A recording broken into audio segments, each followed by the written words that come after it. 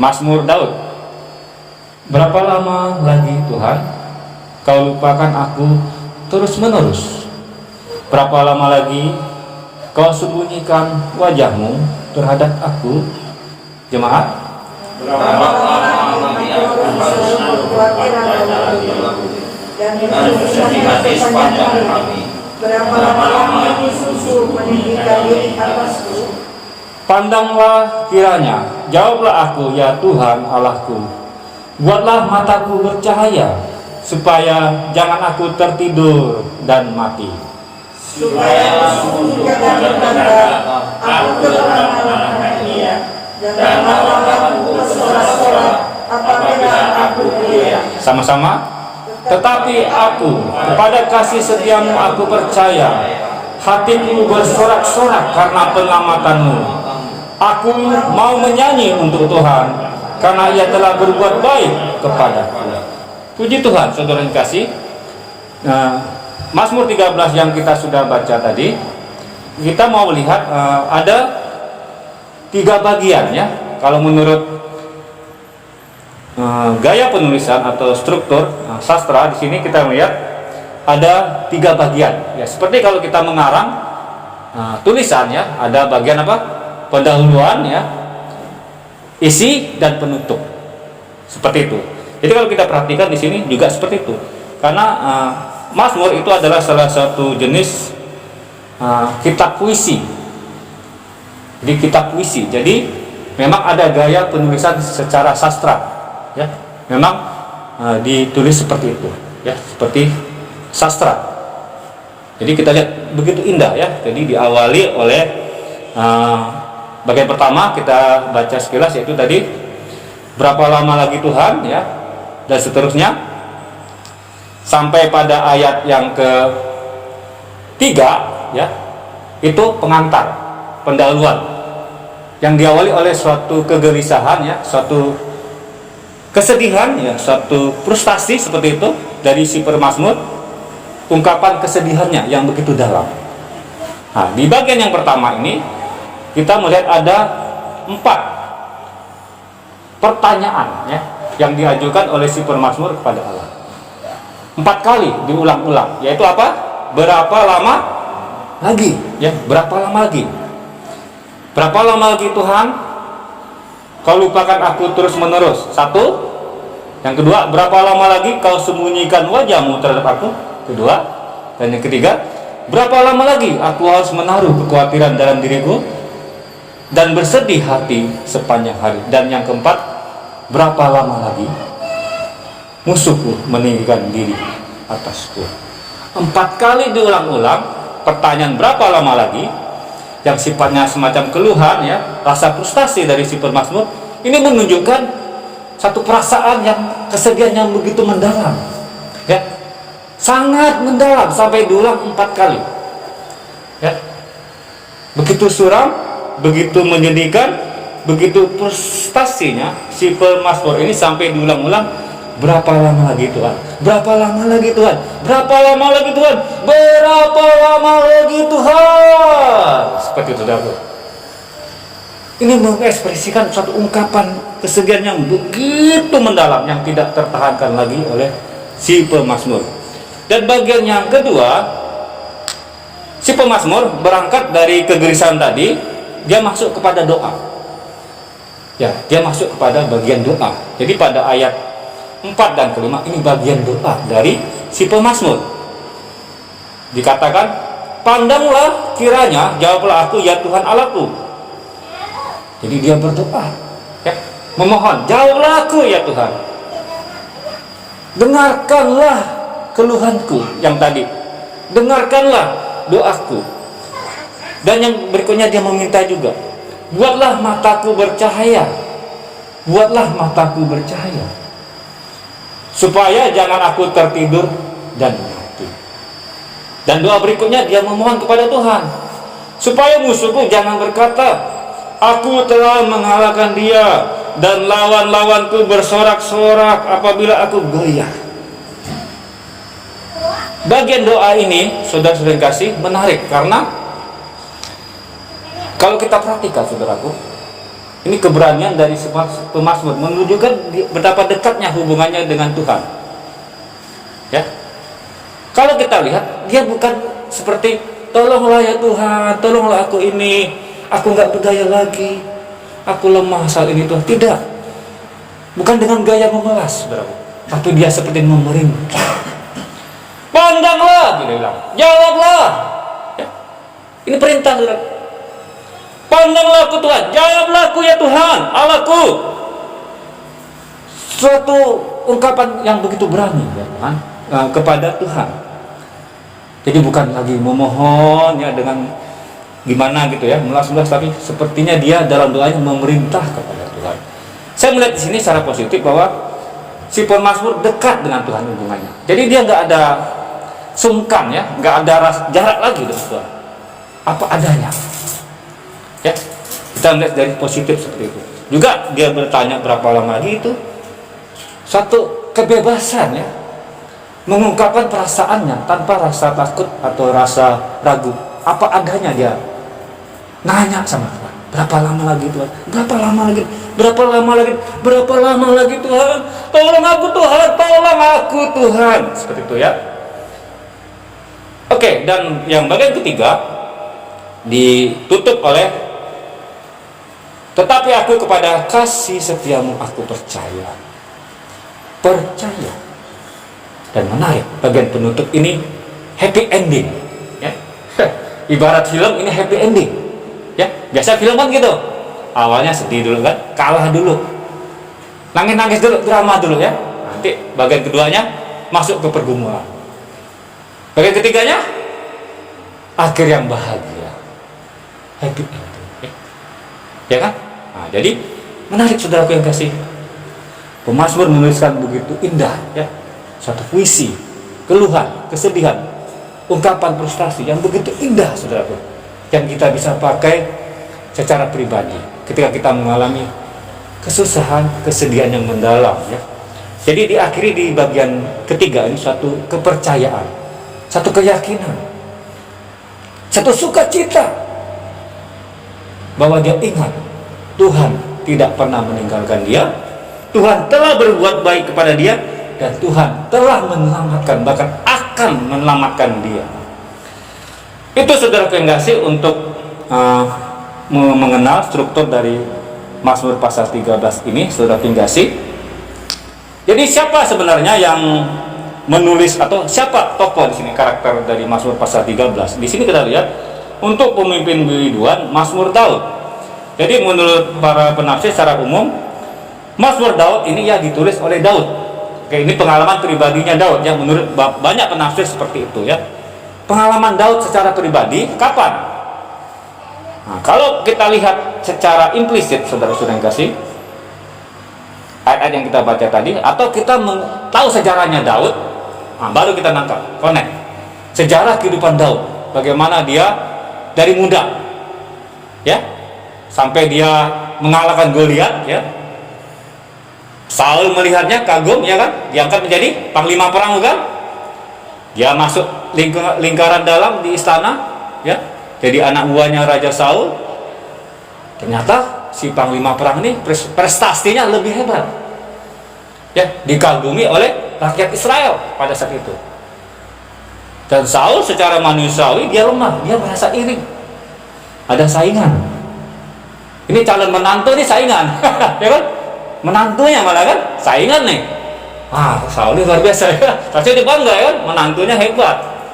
Tapi dia inilah ego ya, dia ini ada saingan, bahaya nih, kerajaanku bisa diambil, anakku nanti siapa, Yonatan kan, bisa-bisa nggak jadi raja kan. Nah, secara itu kita memikir seperti itu, mungkin kira-kira seperti itu, sehingga ini mulailah yang dulunya Daud dielulukan, mulailah Daud merasa terpojok kan. Ya, berapa kali Daud mau dibunuh kan oleh Raja Saul, akhirnya Daud melarikan diri, dia melarikan diri, dia jadi buronan, dia lari karena dia tidak mau konflik terjadi di dalam kerajaan. Kalau dia lawan Saul nanti malah dia jadi dibenci oleh rakyat pada saat itu. Ini politik juga ya. Jadi Daud lari ke padang gurun, mengembara tanpa teman, tanpa pasukan, saudara pribadi, sendirian.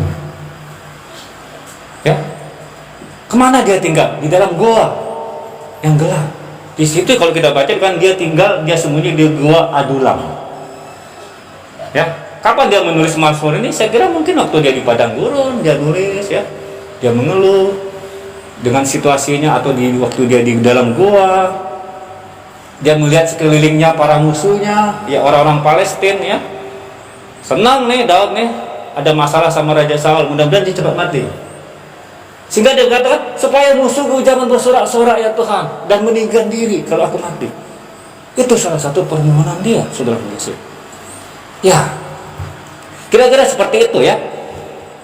Apa yang dialami oleh Daud, kayaknya cocok ya kalau kita lihat ayat-ayat tadi ya. Jadi ini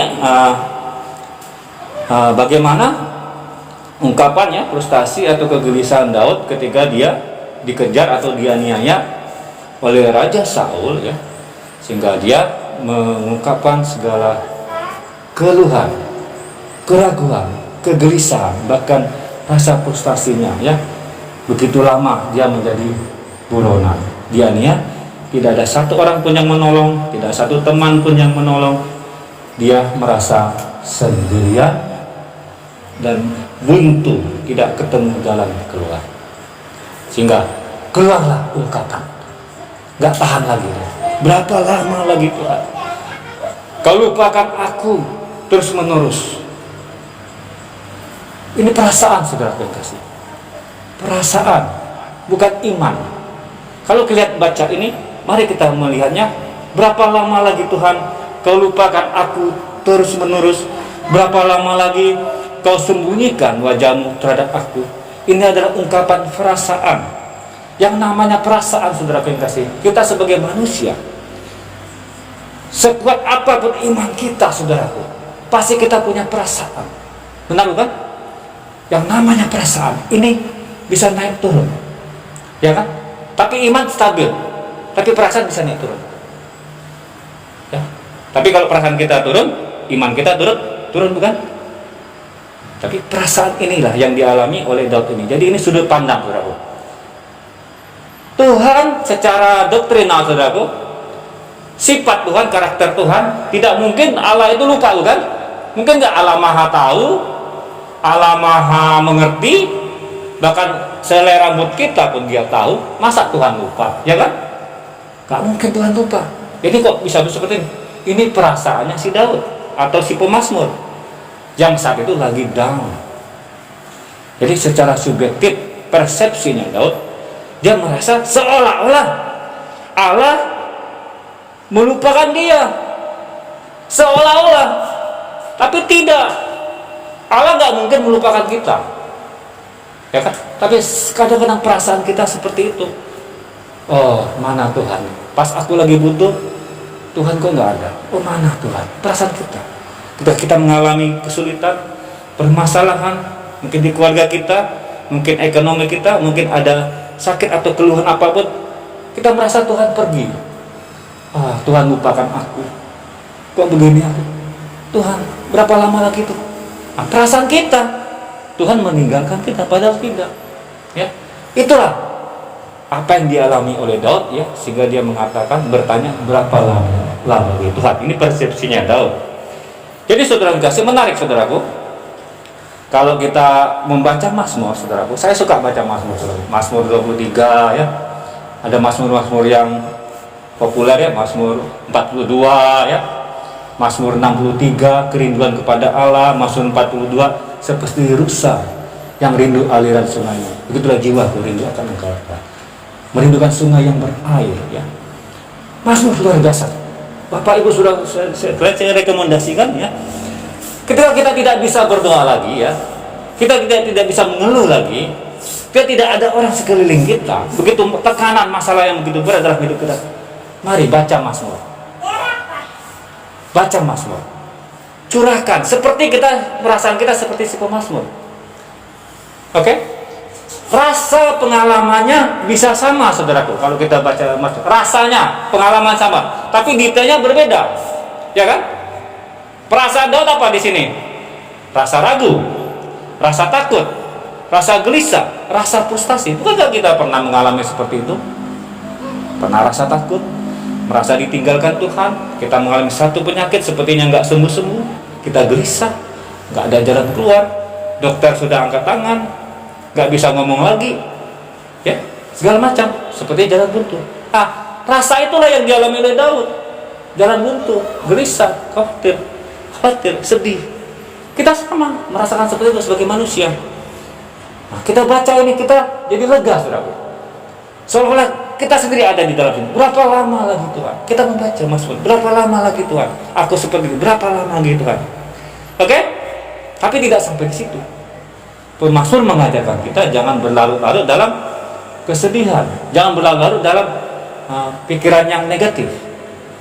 Tapi lanjut, masuk ke dalam doa. Masuk ke dalam doa. Curahkanlah isi hatimu kepada Tuhan. Dan berakhir dengan apa? Keyakinan. Bangkit kembali iman kita. Jangan stop di cuman ngeluh, jangan stop cuman di komplain. Ini kan komplain kepada Tuhan. Jangan stop cuman bersyukur-syukur, jangan stop di situ. Pemazmur mengajarkan kita seperti itu. Jadi nggak salah, saudaraku, kalau kita mengeluh kepada Tuhan, tanda kutip ya. Nggak salah, itu melatih iman kita. Melatih iman kita biar dewasa. Kita jangan usah ada jarak lagi sama Tuhan. Daripada kita mengeluh sama orang, ya kan? Daripada kita mengeluh sama tembok, daripada kita mengeluh stres banting pintu. Bukankah sekarang ada gaya hidup kalau stres mukul batu bata katanya sampai pecah. Jadi semua stresnya disalurkan ke batu bata. Teriak-teriak. Nah, itu cara dunia mengeluarkan stres. Tidak, kita punya cara yang luar biasa. Gimana? Mencurahkan isi hati kita kepada Tuhan. Bacalah Mazmur. Ketika kita gelisah, ketika kita stres atau tertekan, baca Mazmur. Kita banyak belajar dari Mazmur bagaimana pemazmur Harun juga mengalami fase-fase yang suram dalam hidupnya. Saat-saat yang sulit dalam hidupnya, mereka curahkan isi hati mereka kepada Tuhan. Saudara kasih, menarik sekali yang kita lihat di sini. Ya, berapa lama lagi aku harus menaruh kekhawatiran dalam diriku dan bersedih hati sepanjang hari? Berapa lama lagi musuhku meninggikan diri atasku? Ya, jadi sesaleh apapun ya seorang hamba Tuhan atau siapapun kita, murid-murid Tuhan Yesus, sesaleh apapun atau sesempurna dia imannya kepada Tuhan, pasti dia bisa mengalami apa, saudaraku? Kesedihan, bukan? Mengalami kekhawatiran, bukan? Ini Daud contohnya seperti itu. Ya, kita tahu bagaimana Daud mengiring Tuhan, ya, kesalehannya gimana, dia juga mengalami seperti itu. Jadi kita tidak usah malu. Siapakah kita, ya? Kita bisa sedih, kita bisa gelisah, bahkan kita bisa frustasi dalam hidup. Tapi kita punya jalan keluar, ya, pada Tuhan, pada Allah yang Maha Kuasa, Allah Bapa, di dalam nama Tuhan Yesus Kristus yang sudah datang ke dunia ini untuk menebus dosa kita di kayu salib. Kita punya hubungan yang dekat kepada Tuhan melalui Yesus Kristus. Itu saudaraku. Jadi kita nggak usah jaga jarak lagi sama Tuhan. Ungkapkanlah semua, curahkanlah isi hati kita kepada Tuhan. Jangan ragu-ragu, saudaraku. Air matamu, ya, ada pemazmur mengatakan dalam Mazmur 63 ya. Mazmur 42. Bilakah aku boleh datang melihat Tuhan? Mazmur 42 ngomong gitu. Bilakah aku boleh datang melihat Tuhan? Satu kesedihan dari pemazmur Daud, ya. Air mataku, dikatakan itu, air mataku menjadi makananku siang dan malam. Bayangin, saudaraku. Bilakah aku boleh datang melihat Tuhan? Air mataku menjadi makananku siang dan malam. Kalau sudah air mata menjadi makanan, saudaraku, yang pasti secara kiasan, ya. Jangan pikir air mata dia makan, bukan, ya. Itu ungkapan kiasan, ya. Kesedihan yang sangat-sangat mendalam sehingga dia nggak selera makan lagi, nggak niat dia makan. Sedihnya selalu parah, nggak selera makan dia. Jadi air mata jadi makanan dia, ya, seperti itu. Saudara yang kasih, ya mari jadi kita sebagai murid-murid Tuhan Yesus, puji Tuhan ya, kita sudah ada di dalam Tuhan Yesus.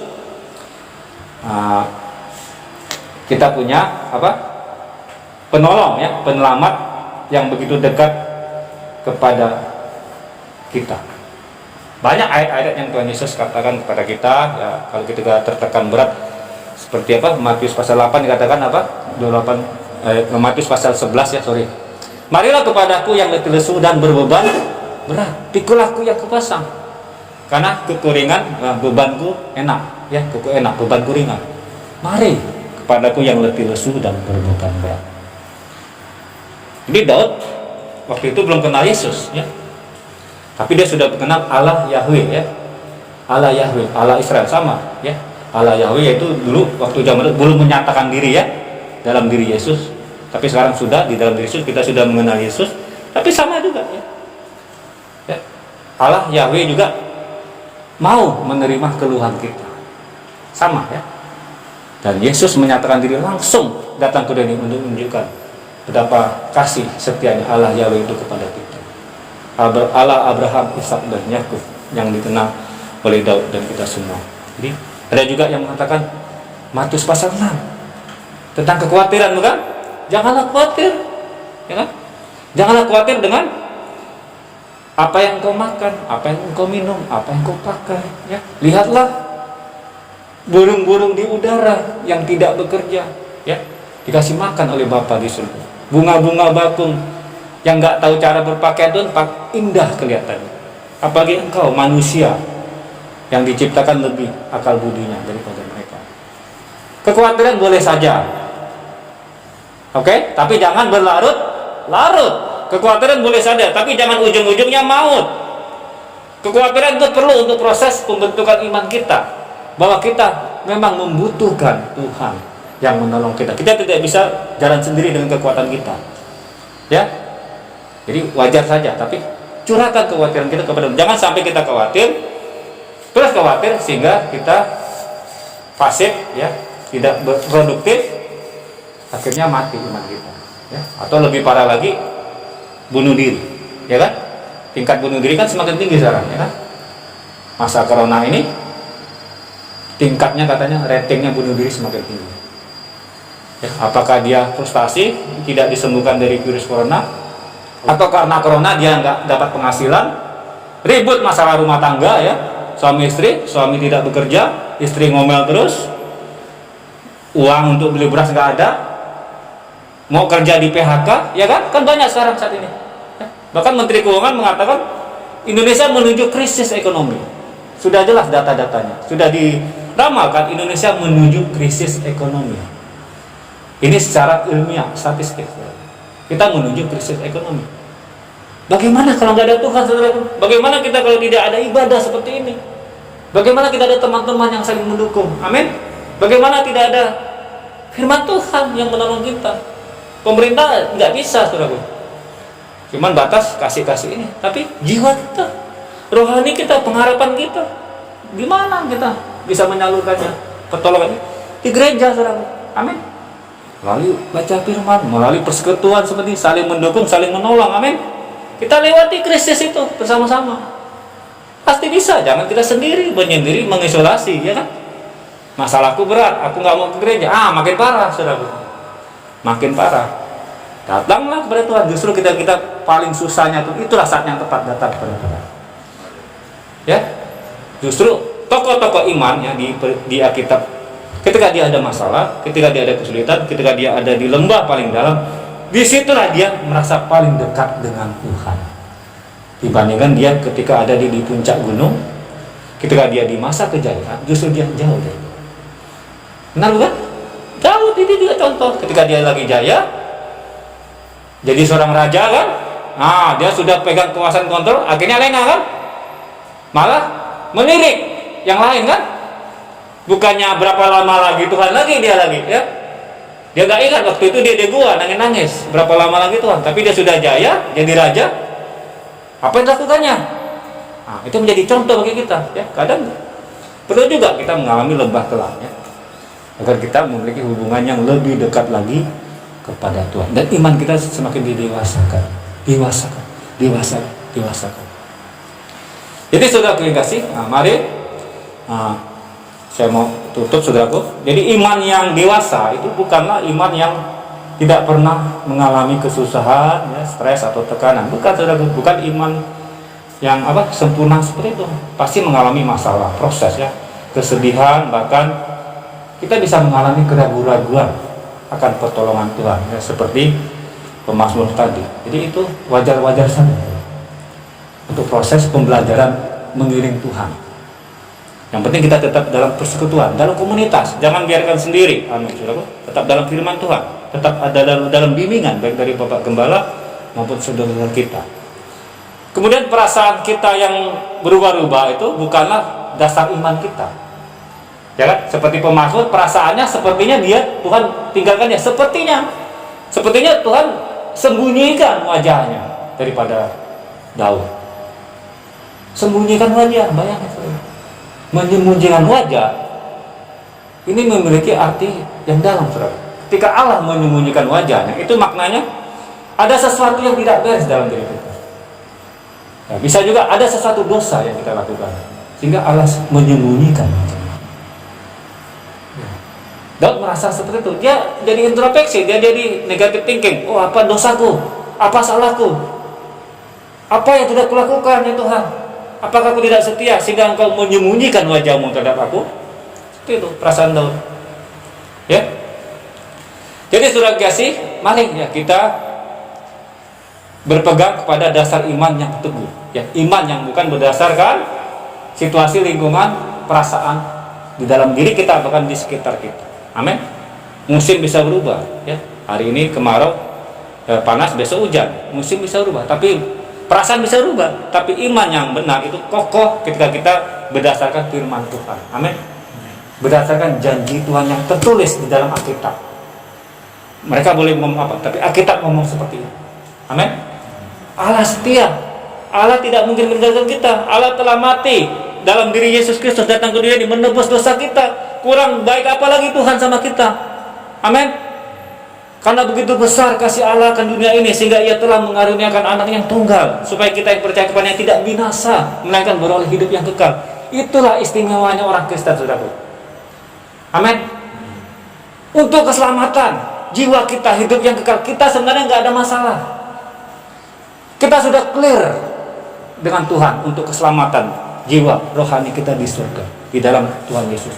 Yang menjadi belum perjuangan, saudara. Perjuangan. Hidup ini memang perlu perjuangan. Dan ketika kita berjuang, ingat, seperti Bapak Gembala katakan, perjuangan, gitu ya. Perjuangan untuk tetap mengiring Tuhan dengan benar, berdasarkan firman Tuhan, berdasarkan Alkitab. Masalah ya semuanya, ekonomi memang itu umum. Orang yang tidak percaya pun akan alami, ya. Orang Kristen bisa sakit, bisa. Orang yang bukan Kristen bisa. Orang Kristen mati. Orang yang bukan Kristen mati juga. Tapi bedanya apa? Kita punya jaminan keselamatan hidup yang kekal di dalam Yesus Kristus. Itulah yang memuaskan kita. Kita tidak takut apapun lagi. Dunia ini cuma sementara, ya kan? Cuma sementara. Apa jaminan kita ke sana? Tuhan Yesus. Sehingga kita membaca nanti ya pada ayat ke-6 dengan sudut pandang yang berbeda, saudara. Nah ini. Jadi sebagai penutup kita mari di tengah keraguan, di tengah kebingungan, di tengah pandemi corona ini, apapun atau iblis sedang berkeliling mengurumuni kita dengan masalah-masalah kesulitan, ancaman dunia yang semakin mencekam, mari kita kembali kepada firman Tuhan. Kita baca ayat 6, saudara.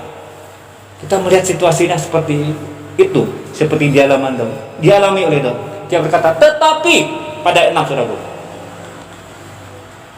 Dan berkata apa? Tetapi aku. Nah, ini penutup yang begitu baik, ending yang sungguh luar biasa. Tetapi aku, sekalipun badai bergelora, iblis berkeliling mau mengancam jiwaku, musuh-musuhku sekelilingku, tetapi aku.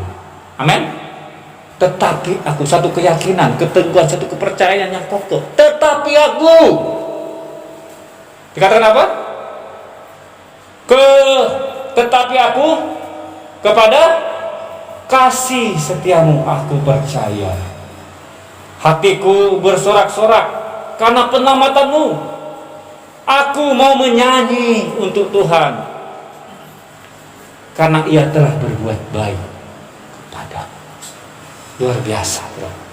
Kasih setia Tuhanlah dasar iman kita, bukan perasaan yang sedang kita alami. Keselamatan yang daripada Tuhan Yesus itulah dasar iman kita, yang melebihi apapun persoalan di dunia ini. Seperti Daud, di tengah gelombang badai yang di sekeliling dia, masalah pribadi dia, dengan musuh-musuhnya, dengan Raja Saul, anak-anaknya semua, dia dengan tenang nyanyi, saudaraku. Petik kecapi, ya kan? Dia petik kecapi. Makanya gue pikirin, gitu dia ngomong, aku mau nyanyi Mazmur untuk Tuhan. Wah, dia nyanyi bro. Ya, seperti rusa yang haus, ting ting ting ting ting ting, ya, rindu aliran sungaimu, ting ting ting ting ting ting. Wah, tenang dia saudara. Tenang di tengah badai dia bisa bernyanyi dan Mazmur dengan tenang. Puji Tuhan. Saudara. Bisakah kita bernyanyi saat ini? Amin, bisa? Tengah gelombang badai masalah apapun kita bisa bernyanyi dengan tenang. Mungkin tidak dengan kecapi, kita bernyanyi di kamar, ya kan? Kita nyanyi dengan Mazmur, kita nyanyi pelan-pelan. Dengan tenang kita bisa menyanyikan. Aku percaya kasih saudara. Amin. Aku percaya Dia telah berbuat baik kepadaku. Itu lebih dari cukup. Haleluya.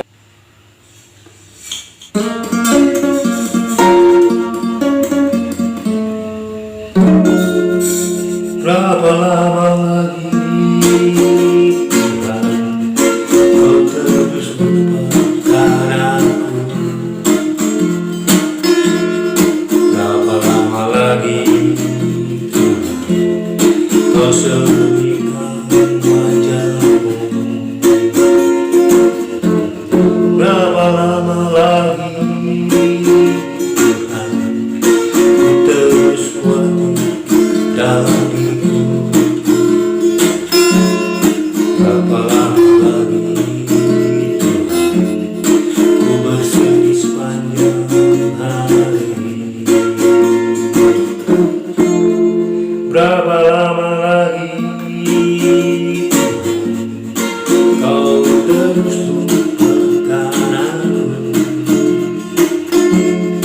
Berapa lama lagi Tuhan Kau sembunyikan wajah-Mu? Berapa lama lagi Ku terus kuat dalam diri-Mu?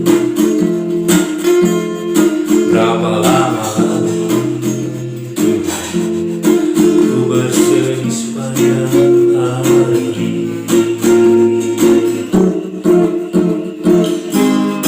Jawablah aku, ya Tuhan Allahku. Buatlah mataku bercahaya. Jangan biarkan aku tertidur dan mati.